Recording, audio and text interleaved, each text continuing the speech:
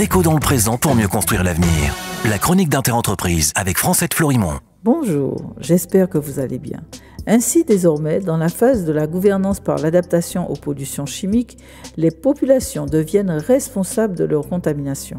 Ainsi, par glissement, la principale responsabilité des autorités et des gestionnaires des risques se limite à informer et à accompagner les individus pour qu'ils forgent leur propre connaissance des contaminations, pour que les mères apprennent à mieux protéger leurs enfants, etc.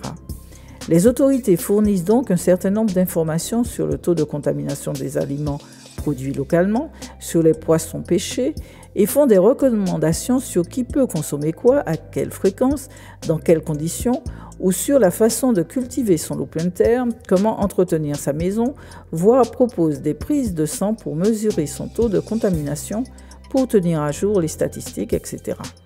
Exactement ce que fait le gouvernement français dans le plan Chlordécone 4. Pour Mesdames Boudia et Jas, comme pour la majorité des populations concernées en Martinique et en Guadeloupe, ces stratégies sont profondément insuffisantes. Pourquoi ? Parce qu'une partie de la population, la plus pauvre et la plus rurale, échappe à ces mesures et n'est pas en capacité de les mettre en œuvre. En outre, aucune mesure véritable n'est prise pour faire face aux conséquences économiques, sociales et culturelles de ces contaminations massives, par exemple sur les activités de la pêche. La gouvernance par l'adaptation transfère en outre explicitement à l'individu la gestion de ces expositions et le rend responsable, particulièrement les femmes et les futures mères.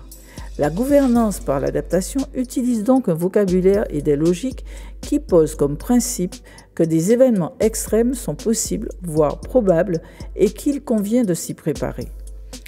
Une position qui veut faire croire à la fatalité en termes de pollution chimique. À aucun moment n'est posée la mise en cause des produits chimiques, ni ne sont abordées les causes profondes de ces désastres, ni ne sont recherchées les responsabilités. À demain, prenez soin de vous. Déco dans le présent pour mieux construire l'avenir. La chronique d'Interentreprise avec Francette Florimond.